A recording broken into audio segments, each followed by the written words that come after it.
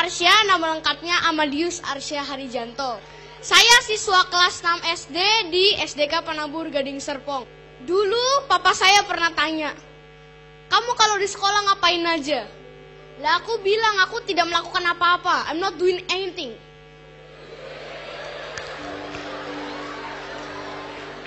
Terus papa bilang, "Mau nggak kamu membangun mesbah doa di sekolahmu?" Akhirnya aku mulai melakukan itu.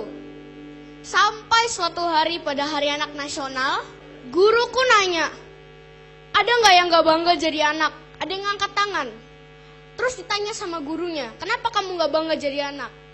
Dia bilang, "Karena papa mamaku selalu berantem hampir setiap hari." Mulai dari situ, aku tergerak supaya untuk mendoakan dia. Akhirnya aku mulai mendoakan dia. Pertama memang agak jorok mendoakan dia di dalam toilet. Jadi anak itu dimasukin dalam toilet cowok, cari toilet paling ujung, toiletnya dikunci, didoain dalam situ. Dan itu tidak bisa lama-lama, karena toiletnya super duper bau. Seperti itu.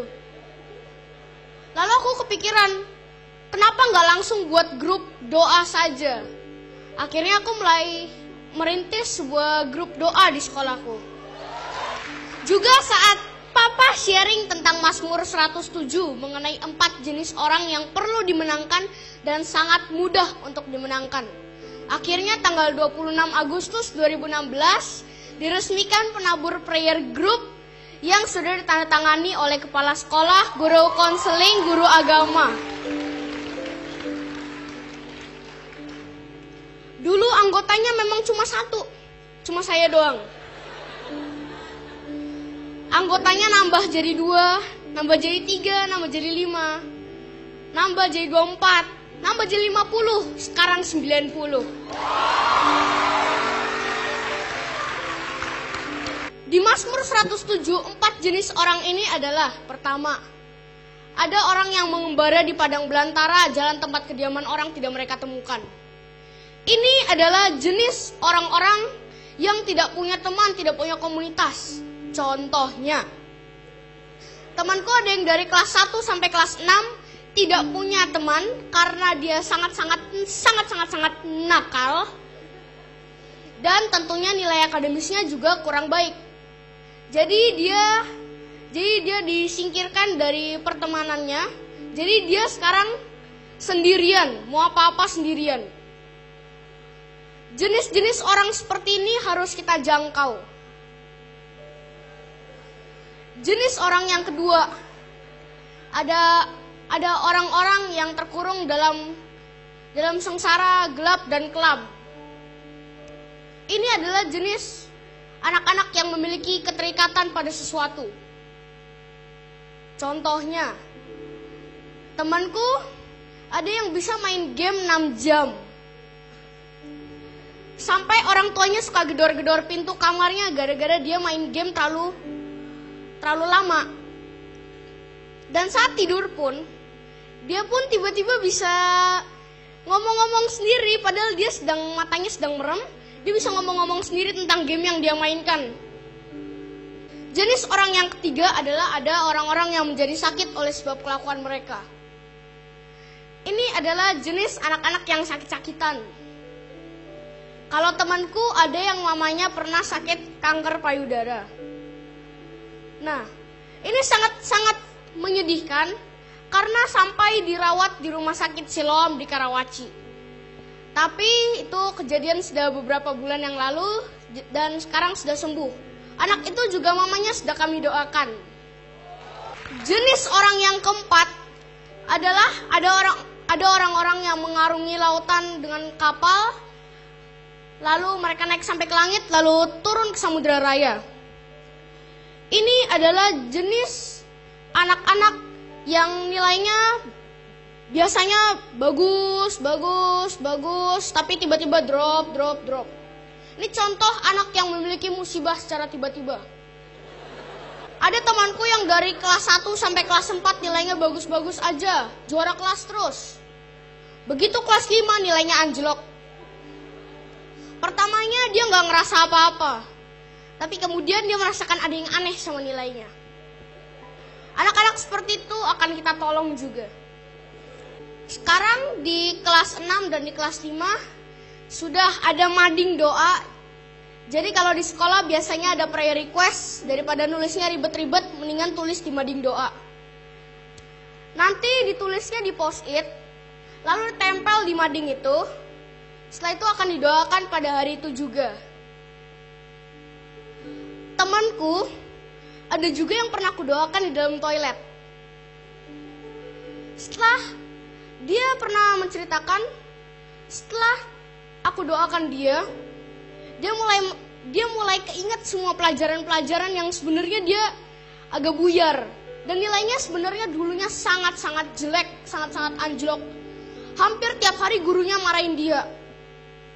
Dulu satu kelas udah marah-marahin dia, udah ngejek dia, udah ngajarin dia sampai berkali-kali.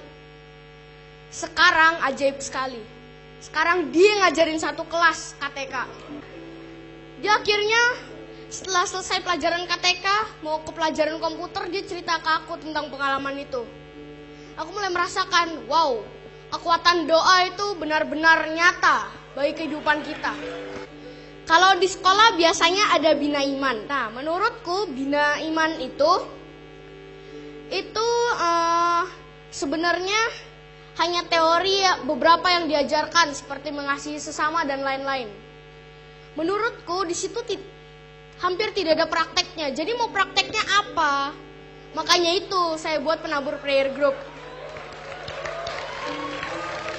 Arsya, apa yang jadi kegiatan penabur prayers group ini? Kegiatannya apa? Kegiatannya adalah mendoakan dan mengajar anak-anak lain yang bermasalah dalam nilai akademis, keluarga, teman, lingkungannya, dan lain-lain. Wow. 90 orang itu dari seluruh kelas yang ada dari SD itu atau gimana? Itu 90 orang kumpulan dari kelas 6, terus setengah kelas 5 sama seper 6 kelas 4. Oke, sedikitnya kelas 4-nya ya gitu ya? Iya, sedikit kelas 4. Wow. Rencananya mau diekspansi lagi ke kelas 3. Ekspansi, ya.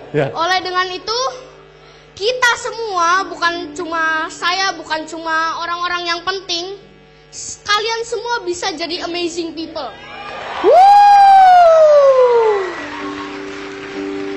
Kalian bisa jadi amazing people buat sekolah kalian, buat universitas kalian. Yes. Sekian dari saya.